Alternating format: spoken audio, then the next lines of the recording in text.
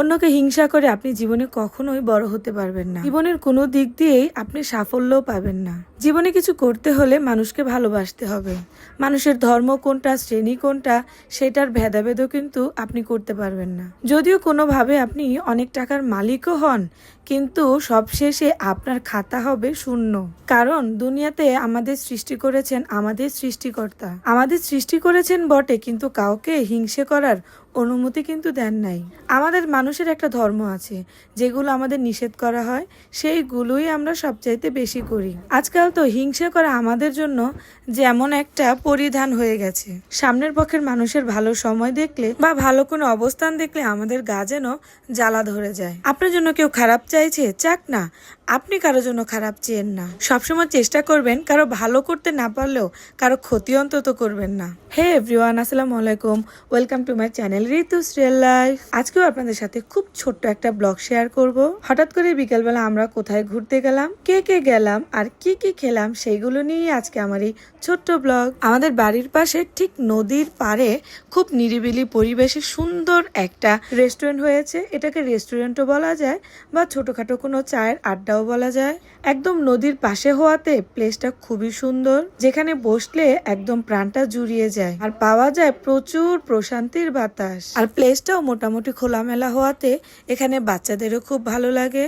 আমি তো প্রথমবার গিয়েছিলাম, আমার কাছে আলহামদুলিল্লাহ বেশ ভালো লেগেছে। আর আমাদের সাথে ছিল আমাদের বিচ্ছু, আর এই বিচ্ছু কিন্তু ফুল এনজয় করেছে। আর এখানকার খাবারটাও খুব রিজনেবল। ফুচকা, চটপটি, চা, রুটি, চাইনিজ আইটেম এবং ড্রিঙ্কসও কিন্তু এখানে পাওয়া যায়। বাড়ির পাশে হওয়াতে আমার জন্য খুবই ভালো হয়েছে, কারণ বিকেলবেলা যখন হাঁটতে বেরোবো তখন চাইলেই ওইখান থেকে একটু ঘুরে আসতে পারবো।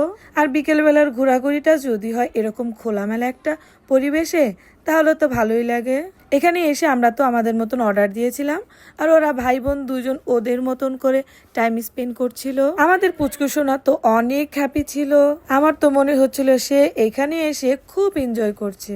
ও তো ওর বোনের কোলে বসে ফুল মুডে ছিল, আর এখানে দেখছিল সে কি অর্ডার করবে। অর্ডারের খাবার দেরি করে সার্ভ করাতে ওদের তো একদমই ধৈর্য শেষ হচ্ছিল না। ওদের যেন ধৈর্যের ভাত ভেঙে গিয়েছে, তাই তো এখান থেকে বের হয়ে ছুটেছিল চিপস আর সফট ড্রিঙ্কস আনার জন্য। সাথে ছিল একজনের ভালো মামা তো আরেকজনের বাবা। তাই তো দেখেন এক পোটলা ভরে মজা নিয়ে আসছে। আসলে বাচ্চারা কি এমনই হয়, নাকি আমাদের বাসার বাচ্চারাই এরকম? যদি আপনাদের বাসার বাচ্চারাও এরকম হয় তাহলে কিন্তু অবশ্যই আমাকে কমেন্টস বক্সে জানাবেন। ওদের তো এই পুটলা পাটলি স্ন্যাক্স শেষ করতে করতে চলে এসেছিল আমাদের তিনজনের মালাই চা। আর এই মালাই চায়ের সাথে ছিল স্পেশাল ঝাল ঝাল মুড়ি, আর তার সাথে ছিল এরকম পোড়া রুটি। যদিও আমি এটাতে প্রথমবার গিয়েছি, মালাই চা আর পোড়া রুটিটা আমার কাছে ভালোই লেগেছে, একেবারে যে খারাপ তা কিন্তু না। আর বাচ্চাদের জন্য আমরা অর্ডার করেছিলাম ক্রিস্পি চিকেন। আর আসতে যেহেতু লেট হচ্ছিল, সেহেতু বাচ্চারা ওরা ওদের মতন করে একটু খেলাধুলা করছিল। আমি যেটা মনে করি, বাচ্চাদের মন অনেক ফ্রেশ হয়। ওদের মনে কারোর জন্য কোনো হিংসা প্রতিহিংসা কখনোই কাজ করে না। ওদের দেহটা ছোট হলেও ওদের মনটা কিন্তু অনেক বড়। বাচ্চাদের চিকেনটা খাওয়ার পর আমরা বাসার উদ্দেশ্যে রওনা হয়ে গিয়েছিলাম। আকাশটা অনেক মেঘলা হওয়ার কারণে একটু তাড়াহুড়ো করছিলাম, তাই তো আমি ওদের চিকেনের ভিডিওটা নিতে ভুলে গিয়েছিলাম। চিকেনের টেস্টটাও মোটামুটি ভালোই ছিল, একেবারে খারাপ ছিল না। আর এই যে দেখেন এদিকে পুচকুসোনা আকাশের কালো মেঘ দেখে ও তো আমাদের রেখে একা একা ছুটেছে। বারবার বলছিল, মা বৃষ্টি চলে আসবে, চলো আমরা বাসায় চলে যাই। আজকালকার বাচ্চারা তো এত ডিজিটাল। একদিকে তো বৃষ্টি হবে বলছিল, আরেকদিকে সে আমাকে বলছিল, মা আমাকে ভিডিও করে দাও। ভিডিও বা ছবি তোলার জন্য এই বাচ্চাটাকে একটু কোনো প্রকার কিছু শিখিয়ে দিতে হয় না। ও নিজে নিজে নানান ধরনের অঙ্গি ভঙ্গিতে সে ভিডিও আর ছবি করে। আমরা যখন ছবি তুলছিলাম ওর বড় মা ওকে কোলে নিয়েছিল, আর সেটা ওর একদমই পছন্দ হয় নাই।